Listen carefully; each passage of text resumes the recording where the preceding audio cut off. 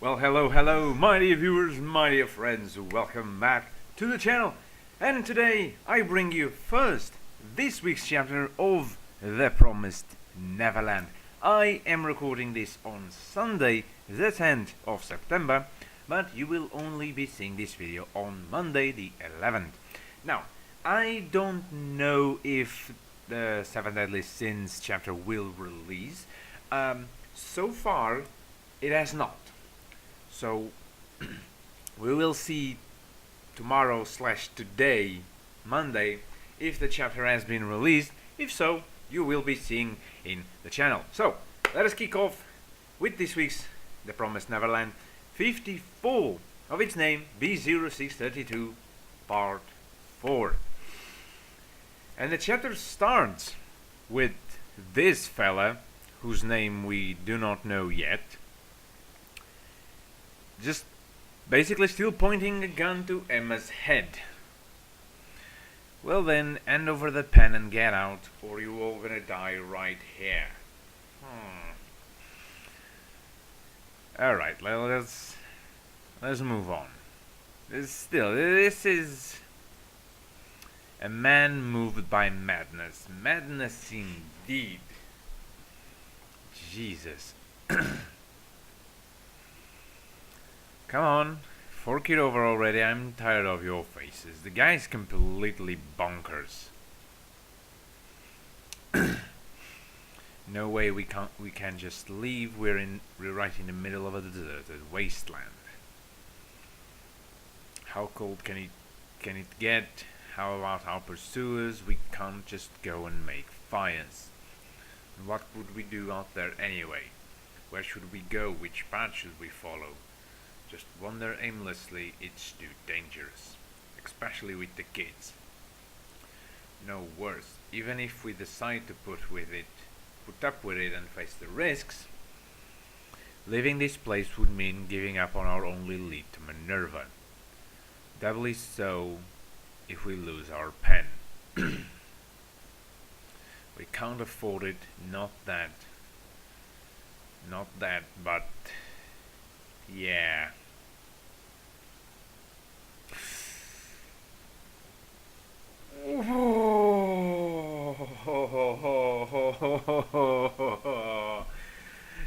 He might be a bad guy, but Jesus. Even Donnie's like, ouch. Emma just punched the man right in the in a soft spot. Quick, get out of this room, everyone. My neck hurts. I thought he was going to choke me. Donnie still. But he didn't. He was bluffing. He doesn't want to kill anyone. Just chase us out, am I right? Ooh, God. He shot. Like hell I was bluffing. Well, see, you just missed again. You don't want us around, but you don't really want to kill either. That's why you're trying to make us leave. She's right. If it's all the same to him, he could have just killed everyone from the beginning. What's more, by kicking us out, he's risking it to make a ruckus and end up leading the demons here. Bullcrap. I wanna deal with 15 bloody corpses in my home, that's all. I couldn't care less about you stupid brats. Don't think you're worth a damn. Next one ain't for show. I'm serious. For real this time. Get out of here or I'm gonna blow your freaking head off. Still, I believe he's bluffing. Yeah, so Emma, you stay your ground. We can't afford to leave this place. We can't give up on our pen either. And also my family isn't dead. Wait. Whatever you think of death and weighing down, comrades, hope, caring, those are important things. All of them are important. Well said. Makes me want to vomit. Yeah, he is reminiscing about his times at his plantation. These kids are really shaking. You are shaking. That means you are waving on your decisions. Whoa, the guy's completely bananas. It's wrong, John. You shut the hell up, Lucas. Oh, God. The man is completely insane.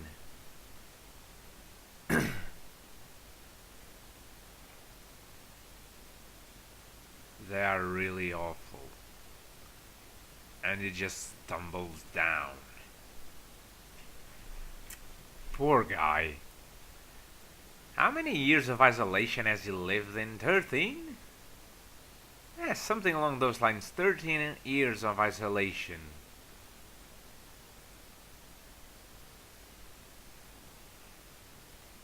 "13 years of isolation does that to a guy.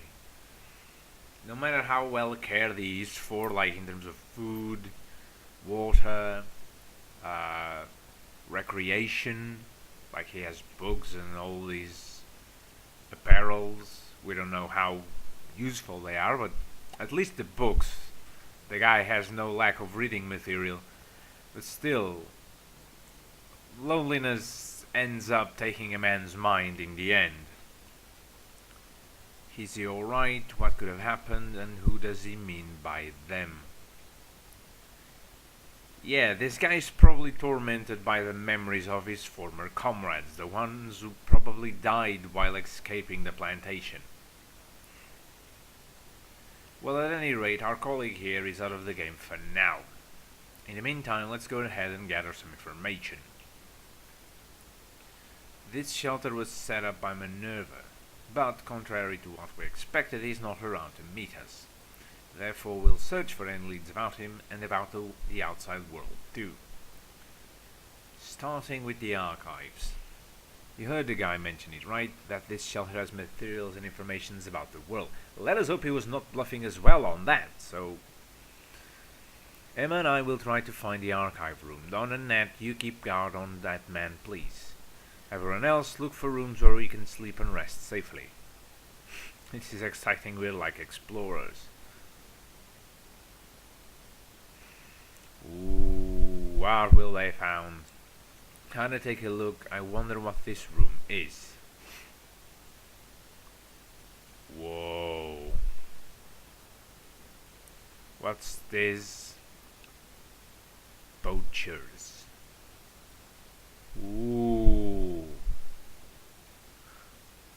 So, there's John and there's Lucas on the wall. There's like days scribbling, so that's how many days the man has been here. This is that man's room. Like, this is that man's room. He's probably one of these in the wall. So we know that he's not John or Lucas, I guess. So he could either be Handy, Daniel, Pedro, Abel maybe, Nicholas. There's some I can't understand. But then this word, Poachers. Huh. And there's also some drawings on the far right, kinda hidden from view. Poachers. Poachers, if I'm not mistaken, I'm familiar with the word and the concept, but correct me if I'm wrong. Poachers are sort of hunters who don't respect hunting rules, right? Something along those lines. Those who hunt indiscriminately, without any regard for rules or balance of nature, so to say. So, does he mean poachers as in human poachers, or a group of demons? And it makes no sense for it to be a group of demons, because if all the humans are contained in plantations and they are not expected to be out, even so, I mean, we know that some demons are under the promised the promise not to eat anything unnatural. So maybe those poachers are a part of that group, but they broke the rules. They are not necessarily demons from plantations, but they are not demons as Musica or Sung Yo. So maybe it's yet a new faction emerging in the demons.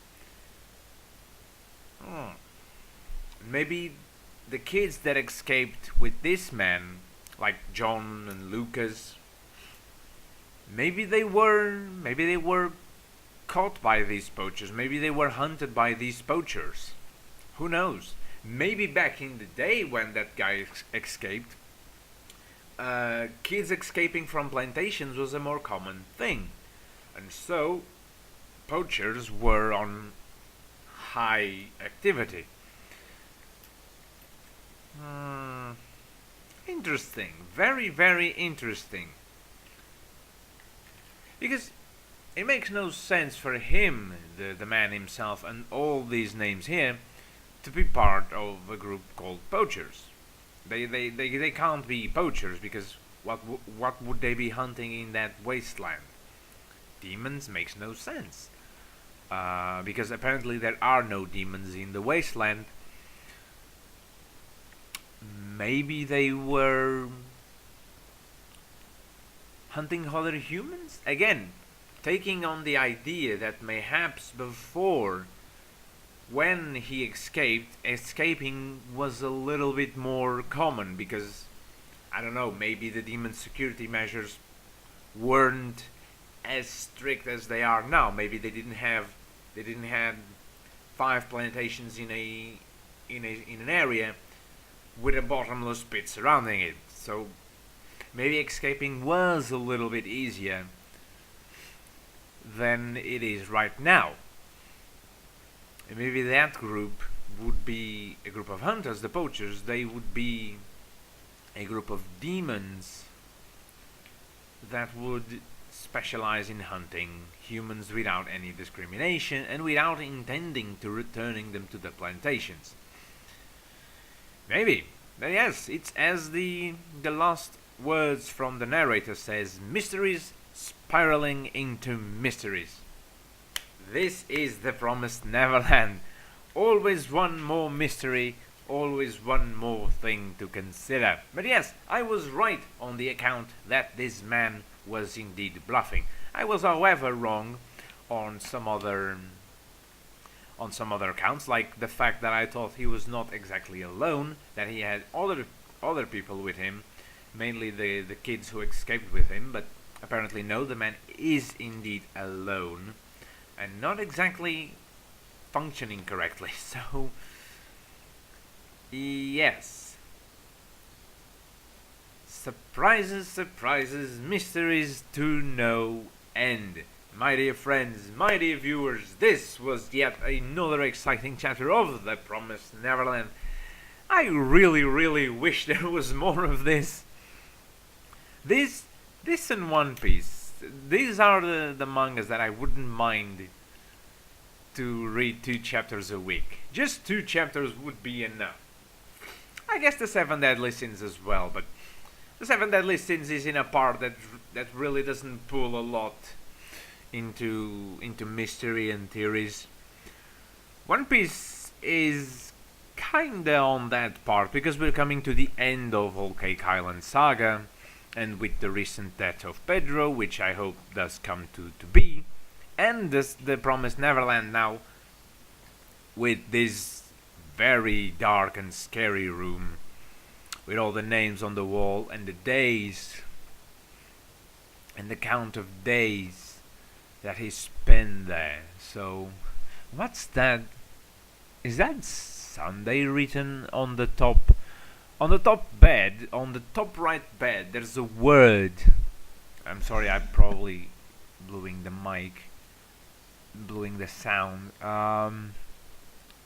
It's something day. It looks like Sunday, but because the last syllable, the last three letters seem like a D, A, and Y. So that would be day.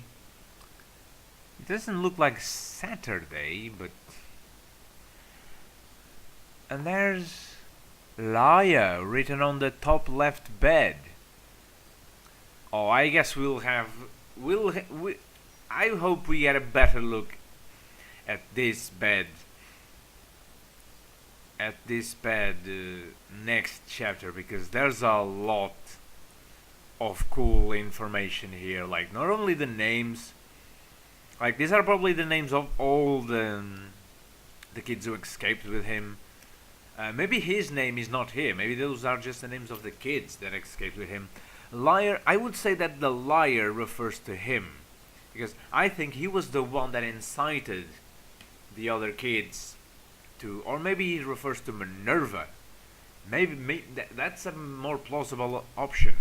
Maybe that's a more plausible option. It refers to Minerva being a liar.